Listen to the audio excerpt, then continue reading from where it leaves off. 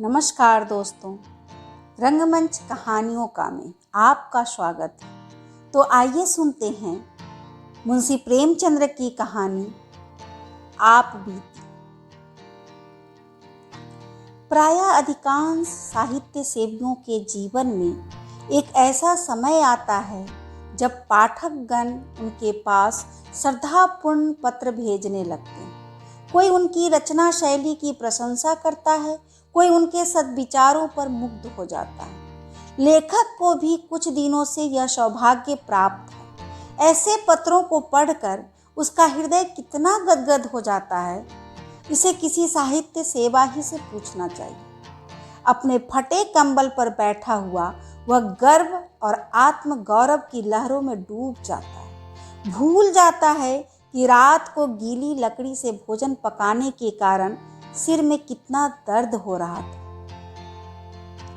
खटमलों और मच्छरों ने रात भर कैसे नींद हराम कर दी थी। मैं भी कुछ यूं ही यह अहंकार उसे एक क्षण के लिए उन्मत्त बना देता।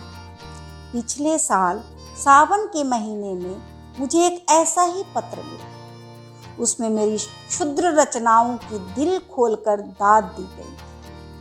पत्र प्रेषक महोदय स्वयं एक अच्छे कवि थे। मैं उनकी कविताएं पत्रिकाओं में अक्सर देखा करता था। यह पत्र पढ़कर फूला न समाया। उसी वक्त जवाब लिखने बैठा। उस तरंग में जो कुछ लिखा गया इस समय याद नहीं। इतना जरूर याद है कि पत्र आदि से अंत तक प्रेम के उद्गारों से भरा हुआ था। मैंने कभी कविता नहीं की और न कोई गद्य काव्य ही लिखा, और भाषा को जितना संवार सकता था उतना संवारा। यहाँ तक कि जब पत्र समाप्त करके दोबारा पढ़ा तो कविता का आनंद आया। सारा पत्र भाव लालित्य से परिपूर्ण था। 5वें दिन कवि महोदय का दूसरा पत्र आ पहुंचा। वह पहले पत्र से भी कहीं अधिक मर्मस्पर्शी था। प्यारे भैया कहकर मुझे संबोधित किया गया था। मेरी रचनाओं की सूची और प्रकाशकों के नाम ठिकाने पूछे गए थे। अंत में यह समाचार है कि मेरी पत्नी जी को आपके ऊपर बड़ी श्रद्धा है। वह बड़े प्रेम से आपकी रचनाओं को पढ़ती है। वही पूछ रही है कि आपका विवाह कहाँ हुआ है, आपकी संतानें कितनी हैं तथा आपका कोई फोटो भी है, हो तो कृपया भेज दीजिए। मेरी जन्मभूमि और वंशावली का पता भी पूछा गया था। इस पत्र विशेषतः उसके अंतिम समाचार ने मुझे पुलकित कर दिया। यह पहला ही अवसर था कि मुझे किसी महिला के मुख से, चाहे वह प्रतिनिधि द्वारा ही क्यों न हो, अपनी प्रशंसा सुनने का सौभाग्य प्राप्त हुआ। गरुड़ का नशा छा गया। धन्य है भगवान, अब रमणिया भी मेरे कृत्य की सराहना करने लगी। मैंने तुरंत उत्तर लिखा कि जितने कर्णप्रिय शब्द मेरी स्मृति के कोश में थे सब खर्च कर दिए। अपनी वंशावली का वर्णन किया। कदाचित मेरे पूर्वज का ऐसा कृतिगान किसी भाट ने भी न किया हो। मेरे दादा एक जमींदार के कारिंदे थे। मैंने उन्हें एक बड़ी रियासत का मैनेजर बतलाया। अपने पिता को, जो एक दफ्तर में क्लर्क थे, उस दफ्तर का प्रारणाध्यक्ष बना दिया और काश्तकारी को जमींदार बना दिया। अपनी रचनाओं की संख्या तो न बढ़ा सका, पर उनके महत्व, आदर और प्रचार का उल्लेख ऐसे शब्दों में किया जो नम्रता की ओट में अपने गर्व को छिपाते। कौन नहीं जानता कि बहुधा तुच्छ का अर्थ उससे विपरीत होता है और दीन के माने कुछ और ही समझे जाते हैं। स्पष्ट से अपनी बड़ाई करना उच्च श्रृंखलता है, मगर सांकेतिक शब्दों से आप इसी काम को बड़ी आसानी से पूरा कर सकते हैं। खैर, मेरा पत्र समाप्त हो गया और तत्क्षण लेटर बॉक्स के पेट में पहुंच गया। इसके बाद 2 सप्ताह तक कोई पत्र न आया। मैंने उस पत्र में अपनी गृहिणी की ओर से भी 2-4 समयोजित बातें लिख दी थी। आशा थी घनिष्ठता और भी घनिष्ठ होगी। कहीं कविता में मेरी प्रशंसा हो जाए तो क्या पूछना, फिर तो साहित्य संसार में मैं ही नजर आऊं। इस चुप्पी से कुछ निराशा होने लगी, लेकिन इस डर से कि कहीं कवि जी मुझे मतलबी अथवा सेंटिमेंटल न समझ लें, कोई पत्र न लिख सका। आश्विन का महीना था और तीसरा पहर। रामलीला की धूम मची हुई थी। मैं अपने एक मित्र के घर चला गया था। ताश की बाजी हो रही थी। सहसा एक महाशय मेरा नाम पूछते हुए आए और मेरे पास की कुर्सी पर बैठ गए। मेरा उनसे कभी का परिचय न था। सोच रहा था यह कौन आदमी है और यहाँ कैसे आया। यार, लोग उन महाशय की ओर देखकर आपस में इशारेबाजियां कर रहे थे। उनके आकार प्रकार में कुछ नवीनता अवश्य थी। श्याम वर्ण, नाटा, डील मुख पर चेचक के दाग, नंगा सिर, बाल संवारे हुए, सिर्फ सादी कमीज, गले में फूलों की एक माला, पैर में फुल बूट और हाथ में एक मोटी सी पुस्तक। मैंने विस्मित होकर नाम पूछा। उत्तर मिला, मुझे उमापति नारायण कहते हैं। मैं उठकर उनके गले से लिपट गया। यह वही कवि महोदय थे जिनके कई प्रेम पत्र मुझे मिल चुके थे। कुशल समाचार पूछा, पान इलायची से खातिर की, फिर पूछा आपका आना कैसे हुआ। उन्होंने कहा, मकान पर चलिए तो सब वृत्तांत कहूँगा। मैं आपके घर गया था, वहाँ मालूम हुआ आप यहाँ हैं। पूछता हुआ चला आया। मैं उमापति जी के साथ घर चलने को उठ खड़ा हुआ। जब वह कमरे के बाहर निकल गए तो मेरे मित्र ने पूछा, यह कौन साहब है। मेरे एक नए दोस्त हैं। मित्र, जरा इनसे होशियार रहिएगा, मुझे तो उचक्के से मालूम होते हैं। आपका अनुमान गलत है। आप हमेशा आदमी को उसकी सज धज से परखा करते हैं, पर मनुष्य कपड़ों में नहीं, हृदय में रहता है। मित्र, खैर, ये रहस्य की बातें तो आप जाने, मैं आपको आगाह किए देता हूँ। मैंने इसका कुछ जवाब नहीं दिया। उमापति जी के साथ घर पर आया, बाजार से भोजन मंगवाया, फिर बातें होने लगी। उन्होंने मुझे अपनी कई कविताएं सुनाई।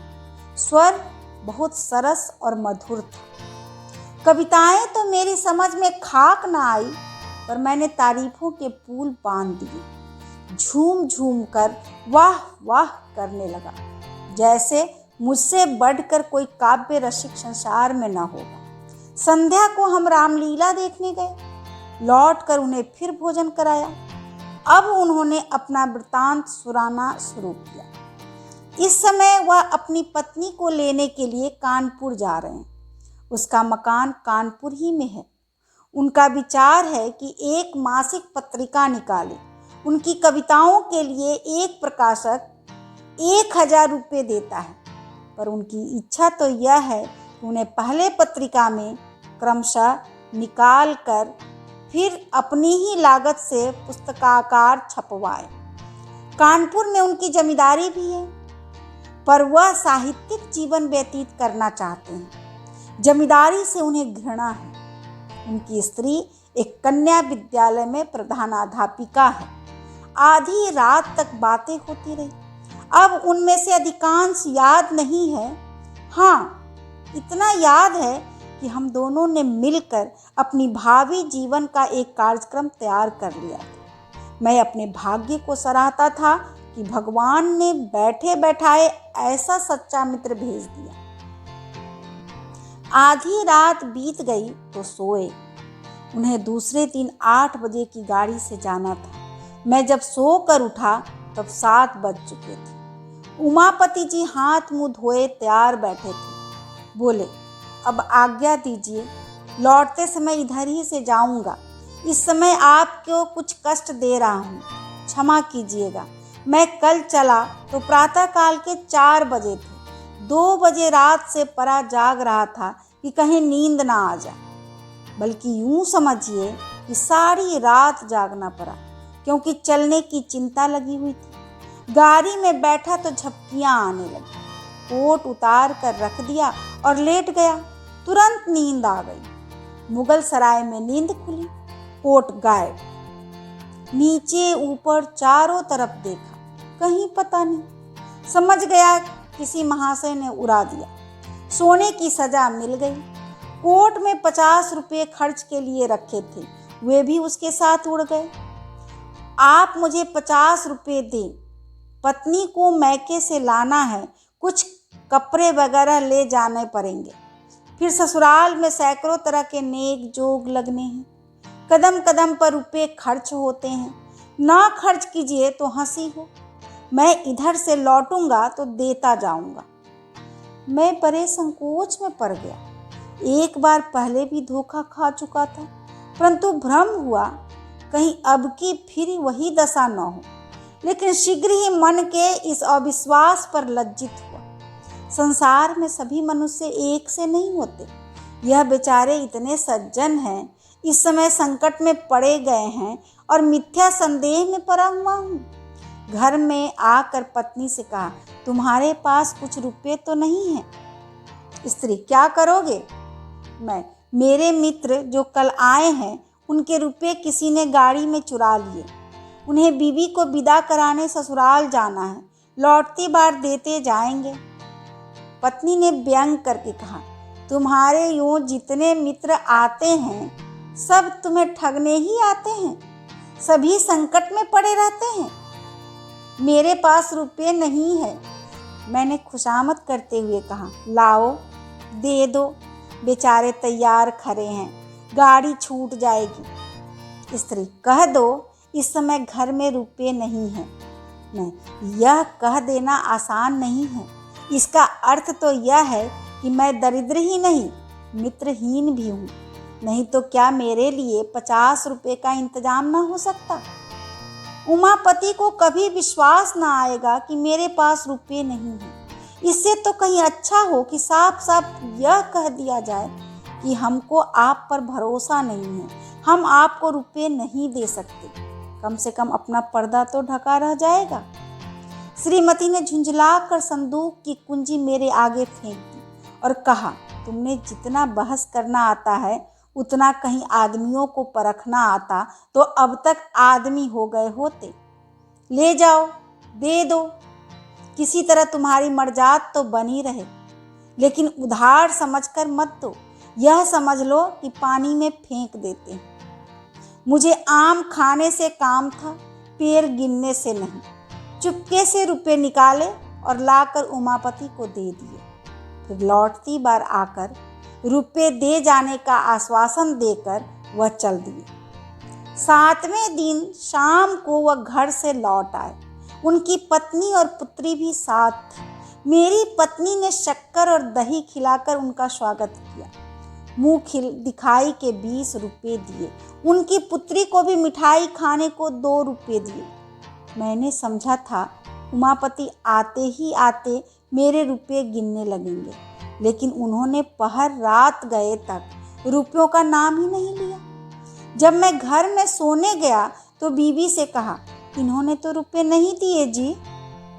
पत्नी ने व्यंग से हंसकर कहा, तो क्या सचमुच तुम्हें आशा थी कि वह आते ही आते तुम्हारे हाथ में रुपये रख देंगे?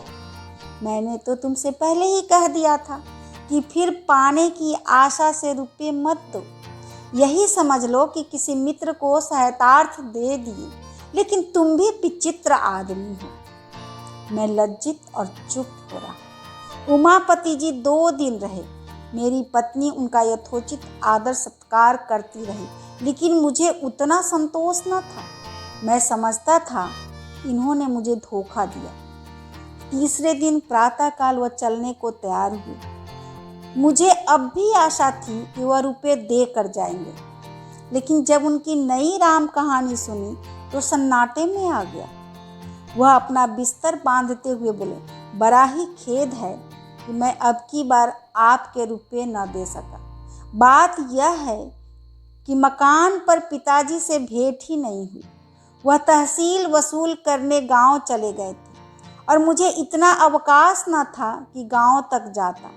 रेल का रास्ता नहीं है, बैलगाड़ियों पर जाना पड़ता है, इसलिए मैं एक दिन मकान पर रहकर ससुराल चला गया। वहाँ सब रुपए खर्च हो गए। विदाई के रुपए न मिल जाते तो यहाँ तक आना कठिन था। अब मेरे पास रेल का किराया तक नहीं है। आप मुझे 25 रुपये और दे दें, मैं वहाँ जाते ही भेज दूंगा। मेरे पास इक्के तक का किराया नहीं। जी में तो आया कि टका सा जवाब दे दूं, पर इतनी अशिष्टता न हो सकी। फिर पत्नी के पास गया और रुपए मांगे। अब कि उन्होंने बिना कुछ कहे सुने रुपए निकाल कर मेरे हवाले कर दिए। मैंने उदासीन भाव से रुपए उमापति जी को दिए। जब उनकी पुत्री और अर्धांगिनी जीने से उतर गई तो उन्होंने बिस्तर उठाया और मुझे प्रणाम किया। मैंने बैठे बैठे सिर हिलाकर जवाब दिया। उन्हें सड़क तक पहुंचाने भी न गया। एक सप्ताह के बाद उमापति जी ने लिखा, मैं कार्यवश बराड़ जा रहा हूँ, लौट कर रुपये भेजूंगा। 15 दिन के बाद एक पत्र लिखकर कुशल समाचार पूछे, कोई उत्तर न आया। 15 दिन के बाद फिर रुपयों का तकाजा किया, उसका भी कुछ जवाब न मिला। 1 महीने के बाद फिर तकाजा किया, उसका भी यही हाल। एक रजिस्ट्री पत्र भेजा, वह पहुंच गया, इसमें संदेह नहीं कि, लेकिन उसका भी जवाब न आया। समझ गया, समझदार जोरू ने जो कुछ कहा था वह अक्षरशः सत्य था। निराश होकर चुप हो रहा। इन पत्रों को मैंने पत्नी से चर्चा भी नहीं की और ना उसी से कुछ इस बारे में पूछा। इस कपट व्यवहार का मुझ पर वही असर पड़ा जो साधारणतः स्वाभाविक रूप से पड़ना चाहिए। कोई ऊंची और पवित्र आत्मा इस छल पर भी अटल रह सकती थी। उसे यह समझकर संतोष हो सकता था कि मैंने अपने कर्तव्य को पूरा कर दिया।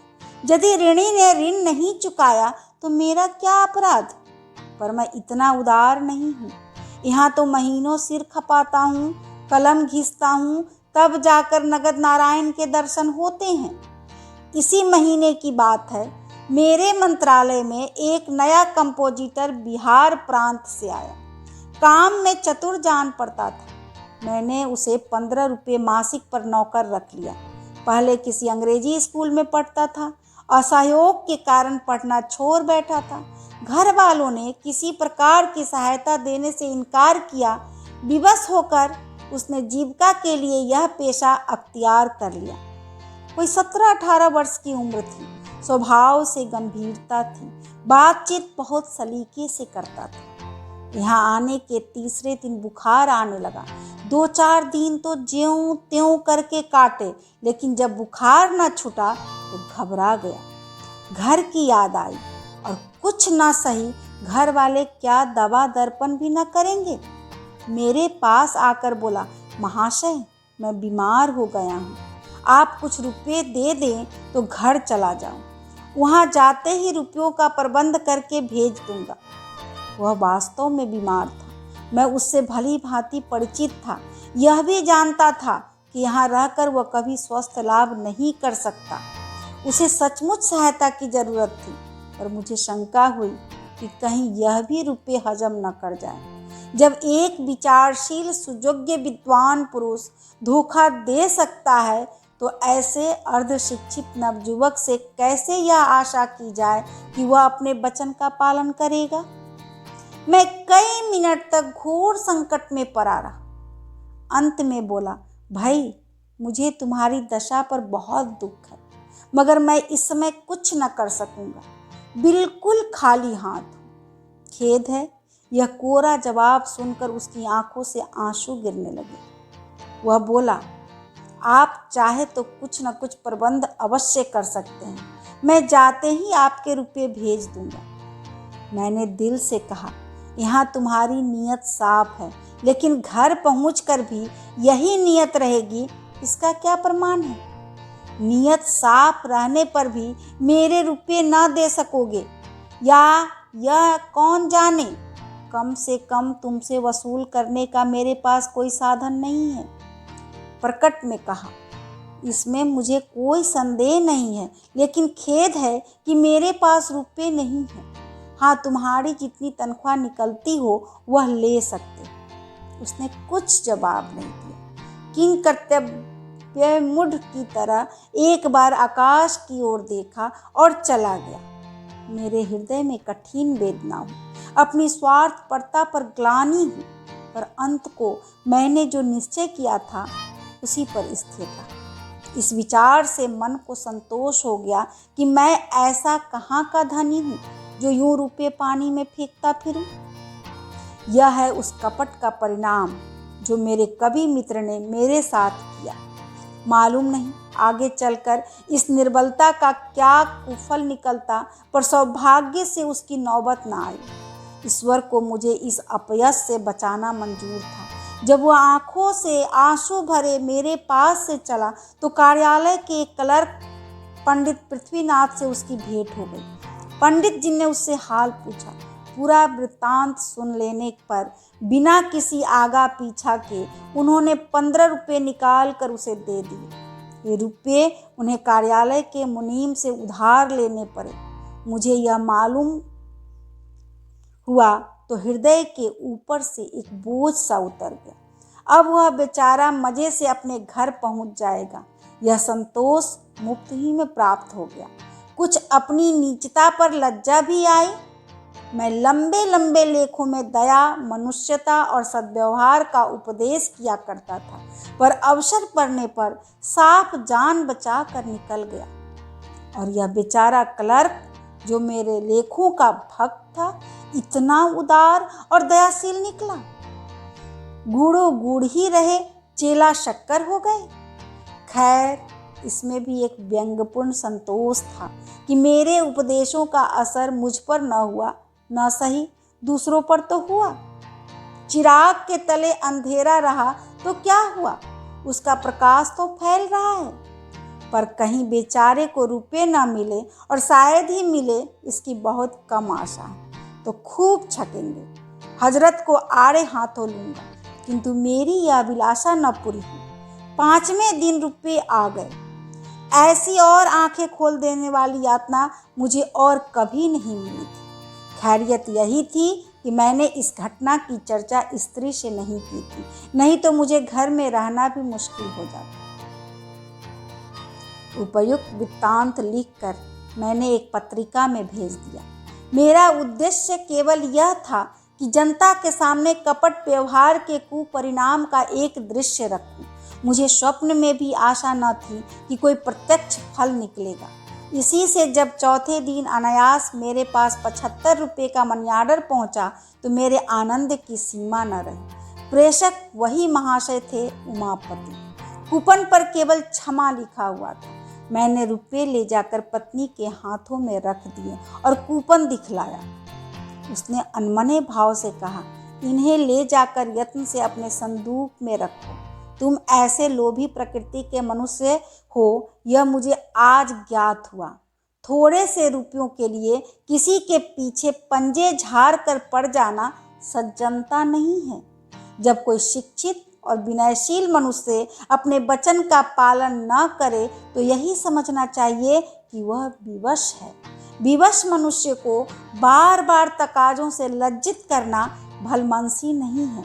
कोई मनुष्य जिसका सर्वथा नैतिक पतन नहीं हो गया है, यथाशक्ति किसी को धोखा नहीं देता। इन रुपयों को मैं तब तक अपने पास नहीं रखूंगी जब तक उमापति का कोई पत्र नहीं आ जाएगा कि क्यों रुपये भेजने में इतना विलंब हुआ। पर इस समय मैं ऐसी उदार बातें सुनने को तैयार न था। डूबा हुआ धन मिल गया, इसकी खुशी से फुला नहीं समाता था। अभी आप सुन रहे थे मुंशी प्रेमचंद्र की प्रसिद्ध कहानी आप बीती। कैसी लगी आपको यह कहानी? यदि आपको मेरी कहानी पसंद आए तो आप मेरे YouTube चैनल को लाइक और सब्सक्राइब करें तथा अपने साहित्य प्रेमी दोस्तों के साथ शेयर करें। सपोर्ट के लिए धन्यवाद।